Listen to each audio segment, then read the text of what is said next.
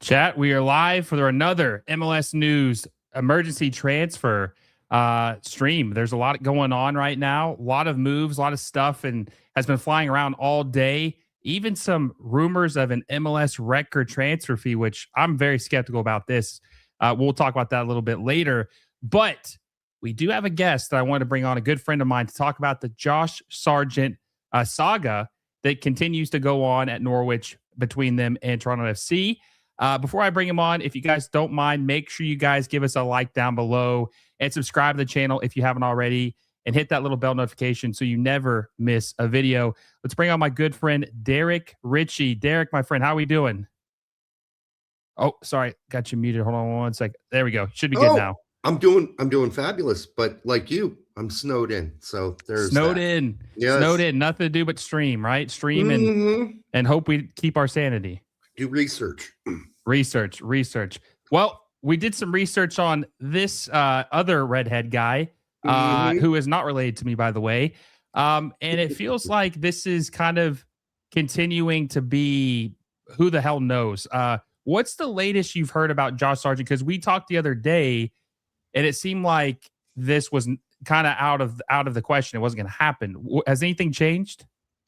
Well, when I told you that, of course, there was a number of irate people at Norwich administration who, including the coach, who, of course, received the text message from Josh telling him, he had a transfer on his mind.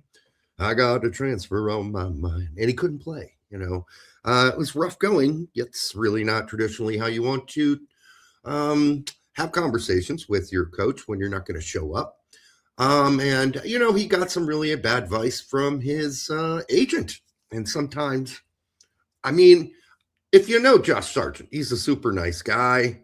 I've never heard anything but superbly fantastic things about his character and his person. Although we did something similar at Wolfsburg when he left as well. I get the feeling he does rely on people around him, his agent in particular, to make decisions. So, yes, he didn't play. They were angry. They said, we're not selling you. No way, no how. The deal is off. But now they're looking around, and after further conversations, the understanding is that he only wants to go one place. He's not going to say yes to going anywhere else, apparently. Family is first. And when I say family, I mean his wife. And there is a lot of talk about how much pull she has. Well, if you're married, yeah, that tends to happen. So they get a lot of pull. And I don't think Norwich are too happy about that, especially after they could have made some good money off of Wolfsburg, which Josh, his wife in particular, didn't want to go to Germany, but also potential offers from Everton and Leeds that were turned down. So I guess right now Norwich are stuck in a quandary because they either got to sell him to Toronto because Josh is going to refuse to go anywhere else. I think he has that right by contract. And his wife desperately wants to get back to the United States and or North America. Generally, Toronto's close enough, I suppose, to St. Louis, 2-hour flight, right, to Josh's parents. And I think at this point, Josh wants to go home, too, because his wife wants to come home. I don't think there's any doubt, had Josh Sargent not been married and not had one kid and one on the way, that he probably would have said yes to the Wolfsburg deal on his own flying solo. He's not flying solo. So where do we stand? I think Toronto, as the days go by, that becomes more and more likely. How greedy Norwich want to get. They want to up that from 18 to 21 or 22. They certainly could hold out and just say, hey, buddy, go play with the U21s. Go practice with them. You're just going to sit on your butt here for until the winter transfer window comes. Or excuse me, the summer window transfer comes. But they could play hardball here, honestly. They could. Well, Mr. is a very good friend of the show, and he's a huge Arsenal fan, one of the biggest supporters of us from the UK. He said Norwich will make Sargent wait as long as possible because of how he's handled the situation. And we agree they probably are going to make it a living hell, just because, like you said, regardless if it was Sargent, manager, or agent, it was just handled in the most poor way you possibly could do it. Yeah. And so they could make things difficult, but I do think inevitably he's going to probably be a TFC player, just because that's kind of what they probably are going to want to move off him eventually, because you don't want a disgruntled player to be here too long, right? I mean, I know that they technically could say kick rocks, because how many years does he have left on his deal? Like 3? 4. 4 years. He signed a 5-year contract. Yeah. 5-year contract. But the deal that they signed, or that Josh Sargent signed or will sign with TFC, is just, obviously the wife thing is a huge deal too. But I mean, I heard they're going to pay him like $8 to $10 million a year. He's not making that at Norwich. He wouldn't make that at Wolfsburg. Right. No, he's going to make a lot of money if he goes there. I think they're going to make him sweat it out a little bit here.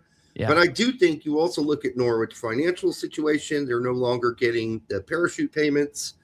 They can't really afford to lose out on $18 million, which money they could go use to upgrade the team. Although, since Josh has left, the team has been very good.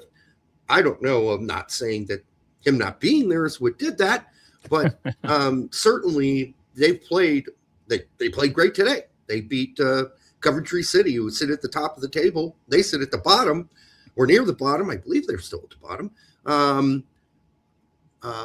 They beat them today. No problem. So the replacement for Josh has looked fantastic. They're number one. Yeah. They're not. Table. I guess, more and more they look at it, the more like, yeah, we don't really need this guy anyhow. So we got 2 options here. We could let this guy twist for a while in the wind, which is what they're going to do. But eventually they're going to have to pay Toronto the $18 million, or Toronto's going to pay them the $18 million. They need the money. This can't go on forever. I highly doubt this will go on towards next summer, but they could do it to them. Depends on how pissed they are, right?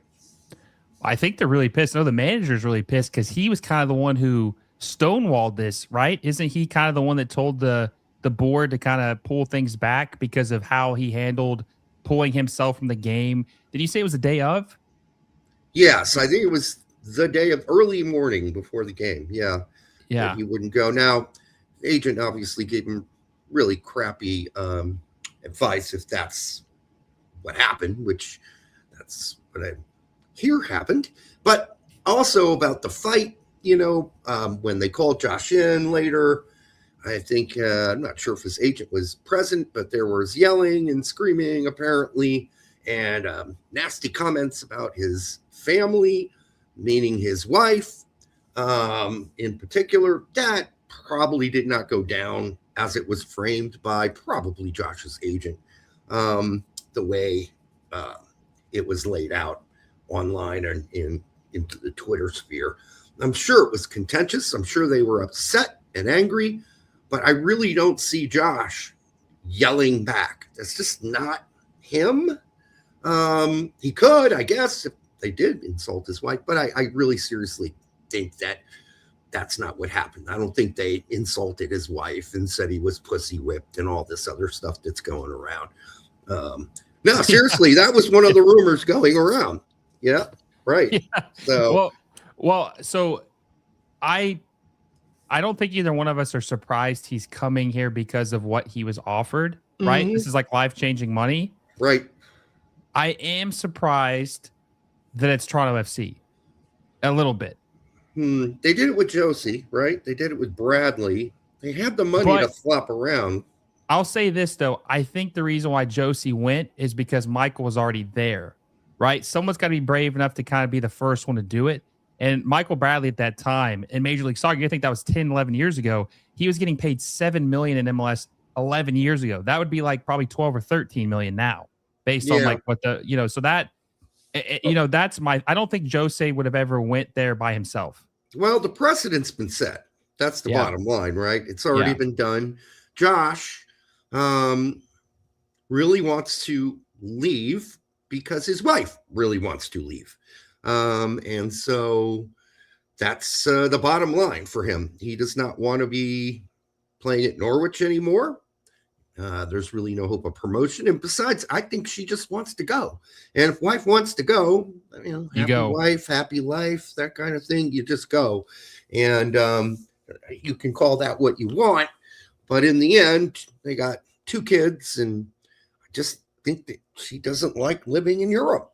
That far away from her family. And like I said, I think Josh has no problem with that. He's clearly shown he moved over here as a youngster and has been in Europe this whole time. But I think family, we keep saying family, I think his wife has a very heavy sway in this decision-making process. Final question for you, my friend. I appreciate you for coming on here. No problem. If this goes through $18 million, who is the biggest winner of this transfer? Is it TFC or is it Leeds? It's Josh Sargent, honestly. Yeah. Because it's life-changing money, man. And I don't know how, Leeds, I guess, not getting Josh Sargent, I think they're fine right now. I think they're going to stay up looking the way they are. So, his wife she didn't want to go to Leeds. Very clear. Very clear. So, because what's the difference between picking up and moving to Leeds and picking up and moving to Wolfsburg? Basically the language, except Wolfsburg's a much prettier place to live. But other than that, it's kind of the same thing. Not a lot of nightlife, and he doesn't care about nightlife, obviously. He's a family man, Derek. He's a family man. He's home busy making babies. All right, probably. We'll see. Training and home. That's all he's got time for these days. And he wants his home to be nice and a good place. Spreading the redhead gene. Yes. He is. We're repopulating the earth. We'll see what happens. I do think they're going to try to, get this done before the season starts because they're going to want him to be somewhat in, sync with his teammates. You don't want to have the whole preseason played and him not have any time to work with his new guys. Yep. But Norwich has got him by the balls. Yeah, they do. Yep. So we'll see what happens. Before I let you go, Derek, tell everybody where they can find you and Brett and watch your show at. So we'll be on tonight, actually, at 8:15, after this show is over, at the Straight Red Card. So just look up the Straight Red Card on YouTube. You should be able to find us. But also Straight Red Card on Twitter. It's live on there too, if you don't like going to YouTube. I guess some people don't. Some people don't. Some people hate YouTube for some reason. Well, I appreciate my friend. Go check them out. Go check them out, guys. They have a great show. I think they bring a lot of knowledge, but they also have a lightheartedness to it. They, obviously have a lot of comedy and just a very entertaining thing to watch. Make sure you go check him and Brett out at the Straight Red Card. Derek, I appreciate it, my friend. Appreciate it. Well, we'll have you back on very soon. Absolutely, man. Stay warm. Yes. Stay warm. Cheers, man. See ya. See ya. Yeah, make sure you guys go check him and Brett's show out, the Straight Red Card. Very, very good show. So that's the Josh Sargent news. We're going to move on to the next thing, the next topic. Now, this is a big one. This is a huge one. We're going to talk about some other stuff too. Like I said, jam-packed show, a lot happening, more than I thought was going to happen. This is something that really needs to be talked about, and it is Kevin Denkey and Napoli.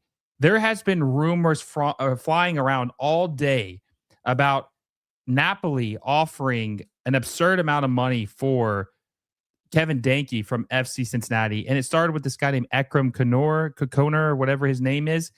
Now, I want to preface this as well. This guy is apparently a journalist from Turkey, and there have been a lot of people say that he's not very credible, including I saw Fabrizio kind of imply this earlier in a tweet, maybe not today, but a couple days ago, saying that you really can't put a lot of stock into what this guy says. I mean, he is also a guy that said that Inter Miami was trying to sign. Oh God, who was it? It was like some winger from Manchester City. I can't remember which one it was, but they were saying that this guy who's reporting this said that they were trying to sign him from Manchester City, but you can't do that because of the DP rule. So this guy is kind of misinformed when it comes to certain things. That's why I kind of take this with a grain of salt. But Napoli FC Cincinnati's Kevin Denkey in a $27 to $33 million move weeks before the season kicks off. Now, let's talk a little bit about this. Kevin Denkey is a guy who I was very high on when he came to Cincinnati last offseason, actually. Last offseason, he came to Cincinnati. He played at Bruges, and he won the Golden Boot of the Belgian League in 2023-2024.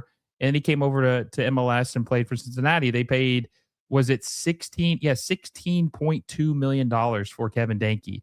I thought that was a great deal because he, like I said, he won the Golden Boot in the Belgian Pro League, and he was only 24 years old at the time of the purchase. He was only 24, maybe even 23. Let me see when the deal was actually finalized. Okay, so they had bought him like a week before he turned 24 years old. So essentially bought him at 23. Either way, this is kind of crazy. This was a big deal at the time.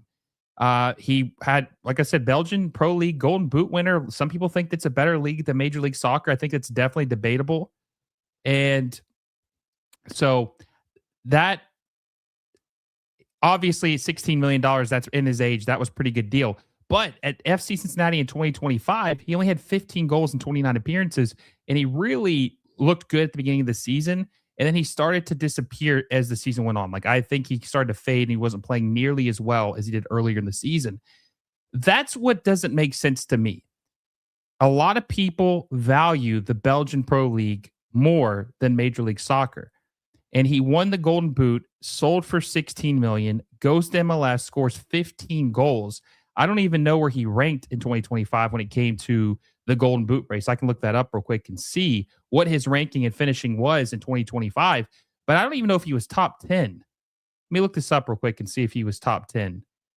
I don't think he was. I don't think he was top 10 in 2025 in MLS. 2025 MLS stats. Because I don't think he was top 5 or top 10. And let's see here. Players. All right, here we go. He was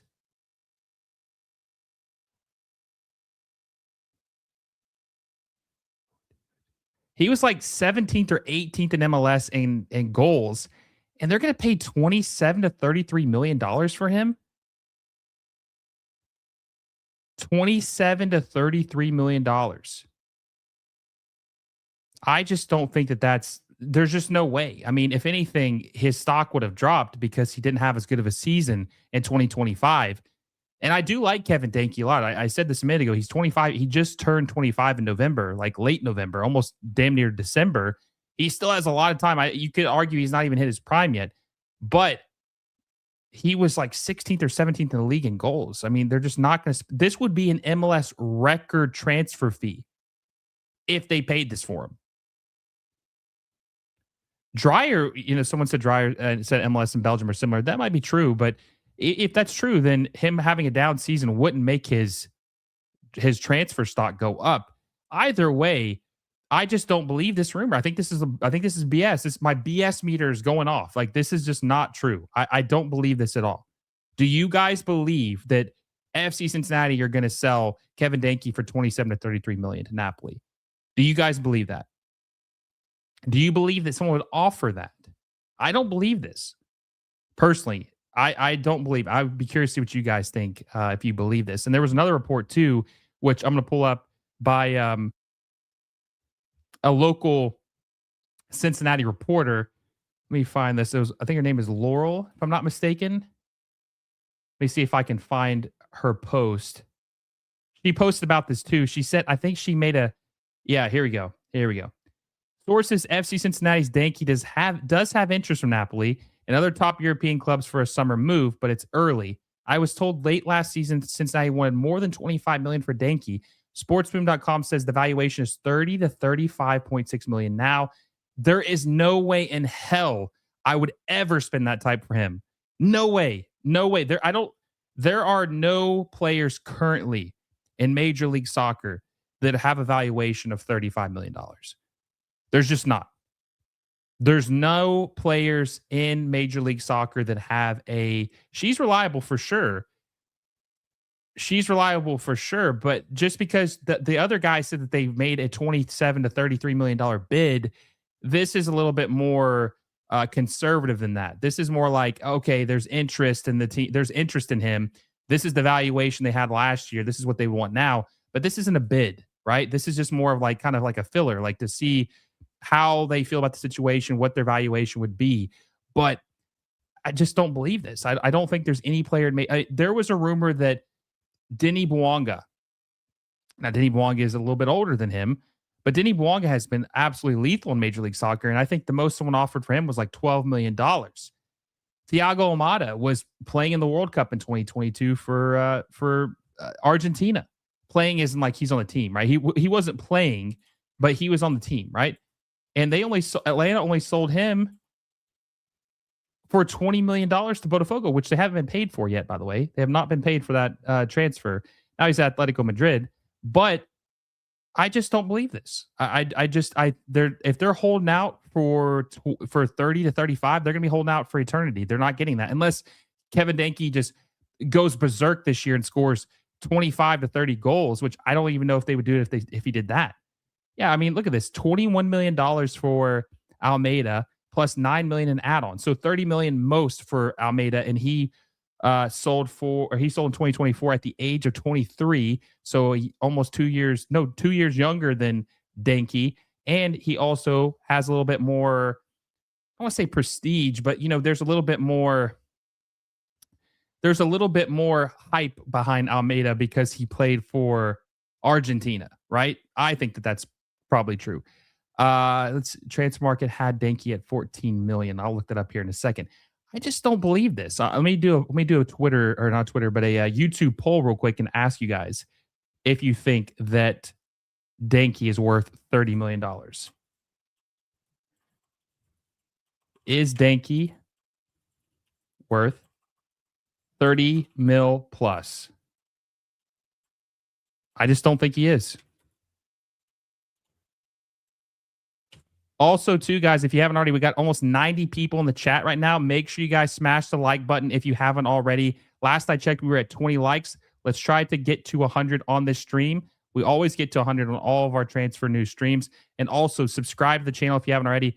Over 60% of our viewers are not subscribed to the channel. You guys are watching. Make sure you subscribe also and hit that little bell notification so you never miss any of our videos. Let's see this Twitter poll. Let's see. Oh, okay. So 68% say so 68% say no. Who's saying yes? If you voted yes, tell me why you think he should be worth $30 million, 30 million plus. Like, not really sure what the thought process there of like what he's done to be worth that right now. And keep on, I like him on. I was way higher on him than Emmanuel Latte Lot. Yeah, he is worth 14 million euros right now by transfer market, which it just gives you a good baseline to know what a player's worth. I mean, how would we know as fans what a player's worth without any type of indication from anywhere? Like, we would just be throwing figures out. Like, you have to have a baseline of what someone's worth. I would say I wouldn't pay that for Denkey, is what Mr. said. It would make no sense whatsoever to pay that for him. Prices are just higher nowadays. That's true, but there's also prices where people haven't paid nearly as much. Like Cucho Hernandez was better in Major League Soccer than Kevin Denkey has been, and he sold for, his value actually went up recently because he's been playing so well at Betis. Let's see, $13 million euros for Cucho Hernandez. 13 million euros. Way more productive in Major League Soccer. 13 million euros. And he's only 1 year older than Kevin Denkey. And he sold for 13 million euros. 13 million. I don't think he's worth that. William, hope you're doing well, my friend. With Cincinnati, Denkey has 29 appearances and 15 goals. Yeah, he's not worth 30 to 35 million. It's absurd. That's absurd. But we'll see what happens. I mean, I could be wrong. Let's move on to the next thing. And we are going to talk about New York City FC because they made a couple of signings. So I'm going to spend a little bit more time on them collectively as a team. But I want to talk about this real quick. I want to talk about Casemiro. Casemiro is supposedly, I think, going to be a free agent this summer after his deal with Manchester United runs out. And there were rumors at first that he was going to sign with LAFC. I never bought that. That never really made any sense that he would sign up with LAFC. But now the Daily Mail is reporting that he wants to sign, or LA Galaxy want to sign Casemiro. I don't know if I buy this either. I think this is another example of a big name player being linked with just every MLS team possible. It's kind of like James Rodriguez and Timo Werner. Even though Timo Werner is not really a big name player, but you get what I'm saying. Like some name, a prolific player being linked with just a bunch of different teams in MLS, right? He was linked with Miami, which was, BS, and then the Red Bulls, which I think was true, but they didn't really want him, pay him what he wanted. And now he ends up with San Jose. I just think that they're trying to draw interest with Casemiro because he's in the next phase of his career. He's going to leave Europe. He can either go play for a lower end team in Europe.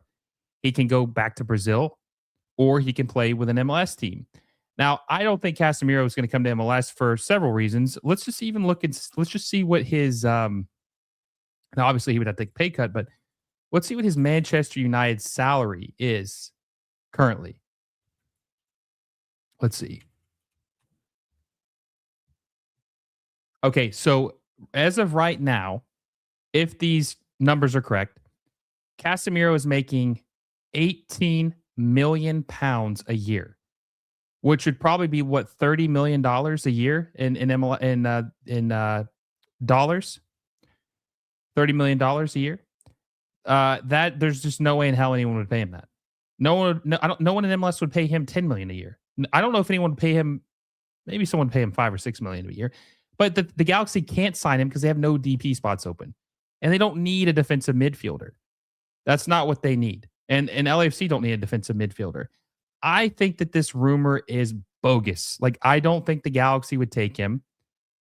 Cassie is leaving Manchester United. I've heard he wants to go back to Brazil, about 300,000 pounds a week. Yeah, it doesn't really make any sense. Until now, Casemiro had 98 appearances and 10 goals. He joined Manchester United in 2022. Yeah, it just doesn't make any sense for him to go to. This just makes no sense for him to go to Major League Soccer or any of these teams being linked to him. It makes zero sense. Like there is no honest, no situation where a team's going to pay what it would take to get him over here. Honestly, No, there's no team that's going to pay that. It's just not going to happen. So I would think this is bogus. But do you guys think Casemiro is going to come to Major League Soccer? Would you want him to come to Major League Soccer? Would you want to see him play in MLS? Would you want to see him play in MLS? And do you think he's worth whatever it would take to get him over here? Because he's going to be a free transfer. But there's just no way a guy's getting paid £300,000 a week and then would take a pay cut to where he's making $1.5 million a year. There's just no way. That's not possible. That's not going to happen. It's not going to happen. At least I don't think it's going to happen. I don't think that's going to happen. I think it'd be a bad deal too. Like there's been too many of these players that have been signed even on these sweetheart deals who just haven't really been that good. So we'll see. We'll monitor that. But let's spend some time talking about New York City FC. There's been some people in the chat who are New York City FC fans.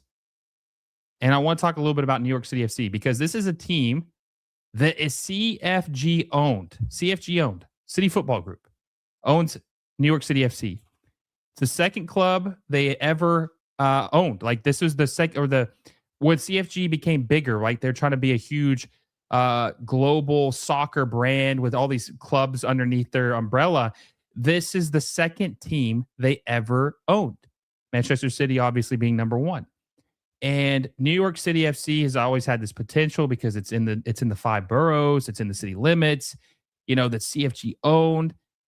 A lot of potential for this team. And I do think when the stadium is built in 2027 that things could change. But this is it's a little underwhelming, if we're being honest. It's a little underwhelming. I don't know if this guy is going to be good or bad. He was playing at Schalke, the second division in the Bundesliga. He had a really good season. His name is Musa, I think Silla. I'm not sure if I'm pronouncing his. I've never heard of this guy before until yesterday, but his name is Musa for sure. Musa Silla, I think. He is a Mali international, and he had some interest, I think, from a couple bigger clubs last year after the 2024-2025 season because he had a really good year in the Bundesliga too. He had 16 goals and 27 appearances.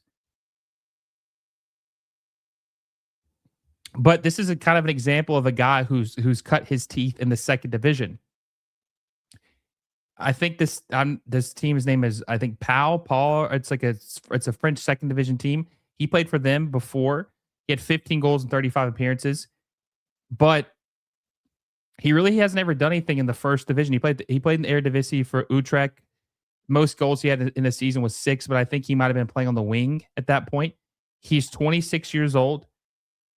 He's got 20 goals and 43 appearances so far, but this just doesn't scream DP striker to me. He did come up through the Monaco academy. He did come up through the Monaco academy. It just doesn't scream DP to me. And I think they're paying 7 million euros for him. And New York City FC currently have, I want to say, they got Talis Magno back on loan, or they got him back from loan. He was at Vasco da Gama, if I'm not mistaken. Now he's back. I think he was at Vasco da Gama, right? Yeah. No, Corinthians. Corinthians is where he's at. He's on loan for 2 years at Corinthians. 2 years at Corinthians. So he's going to be a DP. And I saw someone earlier say in the chat that he's not going to be a DP. He'll be a U22. He can't be a U22 because his salary was too much. He was making more than you can as a U22. I don't think a U22 can make more than like 600 or 700K. And I think he was making like 1.2. I think he was making like 1.2 million. Let me just make sure this is correct. Yeah, so the maximum a U22 player can make is $743,000. $743,000 is the most a U22 can make. So he can't be a U22. He can't be. So New York City FC have Three DPs so far. Now, Martins, I think is out of contract or maybe extended. I don't know exactly what his situation is. He was a DP. Obviously, Nico Fernandez is a DP. And then this guy is going to have to be a DP if he's costing 7 million euros. And Talis Magno is going to be a DP as well. He can't be a U22. So the only thing I can think of is if they extend Martins and he's not a DP anymore, which is very possible. And then they'll have 3 DPs of Fernandez, Talis Magno, and this Musa Sila guy. That's going to be the 3 DPs. I think that's a little underwhelming for a CFG-owned club. I don't think they can buy down Magnus. They might be able to. So Magnus was bought down. Okay, cool. I thought that would be possible. I didn't see that specifically yet, but that was, I thought, a possibility. So yeah, I know the DP rules do drive people nuts. I know it's confusing a little bit. It is, but that's why we're here to work it through with you guys. We're here to talk it through, see what happens, and explain and see what's going on. Yeah, Magno has to be a DP. So the 3 DPs are going to be Musa Sila, it's going to be Nico Fernandez, and it's going to be Talis Magno. And Talis Magno was bought really young. He's only 23 years old still, but he's just, I don't think he's it. He's not what they thought he was going to be. So I thought that's a little underwhelming in my opinion. And they're expecting this guy, Musa Sila, to be a replacement for Alonso Martinez, who's going to be out for the year with his torn ACL. Now, they also signed, and I don't know what what do you guys think about this signing? Do you think that this is underwhelming? Like, when you think of a team owned by CFG, do you think that this is underwhelming of a signing? I mean, I'm thinking higher aspirations than this when I think of a DP signing from New York City FC. It just feels like a lot of their DP signings are very, very mid. Very, very mid. And underwhelming, and I just think they're not doing as much as they could. I just don't think they're doing as much as they could. So, come on, New York City FC, make it real. We'll see what they do when they build that new stadium when it opens. But this feels very, very underwhelming from a club perspective based on what the ownership group has. Like, it just, I don't know. I just expect more from them. I expect them to be Miami or a Galaxy or LAFC. I mean, they're the only team in New York City and the only team in New York City. This feels very underwhelming to me. It's very underwhelming. I expect more from them. Okay, so this is another move they made. Breaking. This is ESPN Australia and New Zealand, I'm assuming. Breaking Melbourne City defender and Socceroos World Cup hopeful Kai Trewan is set to join New York City FC, sources have told Joey Lynch. So we're seeing a Melbourne City player go to play for New York City. Defender. I think he's a center back, if I'm not mistaken. I think he's a center back. Let's see. Yeah, he is a center back. Okay. So he played for Melbourne City for 28. He had 28 appearances last year for them. He's 24 years old, really young defender. The funniest thing I think about this is, it is a Justin Hack replacement. The funniest thing about this is, we talked about this before, but this is the first time that a Melbourne City player has left their club to go play for New York City, right? We've seen more players from Melbourne City go play at New York City FC than we have Manchester City players leave to go play for New York City. We've never seen a true Manchester City player play for New York City FC. And I'm not talking about Frank Lampard. He doesn't count. He was introduced as a New York City FC player before he was a Manchester City player. I remember in 2014, it was during the World Cup, him and David Villa did a press conference where they were announced together. They were announced as a package deal way before he even played for Manchester City. And they were asking, well, where David Villa is going to play for Melbourne, where's Frank Lampard going to play until the season starts? And they didn't really know, and they decided for him to play to Manchester City. So that's just BS. That does not count. The only other player I can think of is Shea Facey, who was a Manchester City academy player who never played for the first team, and Angelina, who actually turned out to be a pretty good left back who played for Roma. He played for Galatasaray. He played for, obviously, played for Manchester City. He played for Leeds, I think. And then he played for Leipzig also. God, he's kind of been a journeyman when you think about it. But he actually was a really, really talented prospect in the City Academy, and he played for New York City FC for like 14 games. But he never had made an appearance for Manchester City before that. So I really wouldn't count that. God, he's played for a lot of different teams. That's crazy. He plays for Roma right now. I don't know how he's doing over there, but he plays for Roma. He's still young. He's only 29 years old. Well, not super young, but he's not old either. Anyway, yeah, I still think very underwhelming from New York City. We'll see. I like Pascal Janssen. I like him a lot as a coach. I just wish they'd give him a little bit more resources to work with and not be so budget oriented when it comes to player acquisitions. I wish they'd open up the pocketbook and spend $15-20 million on a transfer fee like some of these other players or these other teams are going to be. NYCFC are going to be good again this year. They are good. They are going to be good, but I think they could be better. I think they could be better. That's my whole point. They could be better than what they are. That's just my whole thing.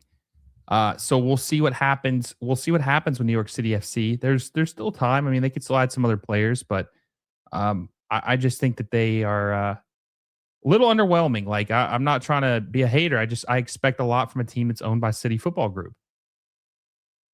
I expect a lot from a team that's owned by City Football Group. All right, so let's talk about RSL. RSL made a couple big moves. I think we might talk about Orlando City as well. They made a couple big moves as well. So they signed this Dutch midfielder. I think his name's Steen. That's how you say his name.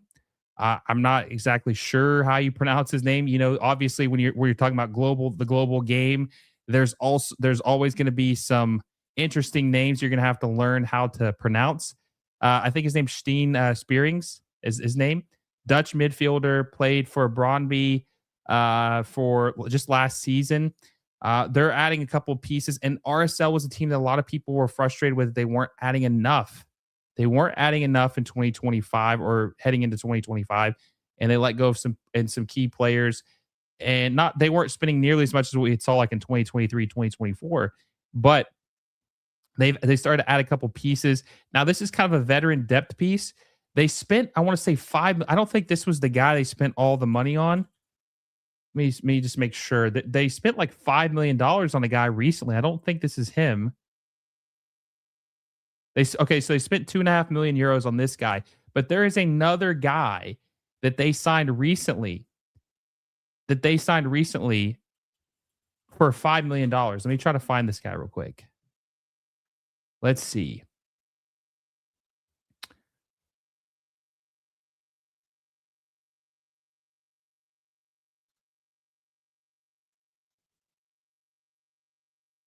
Maybe it's this guy.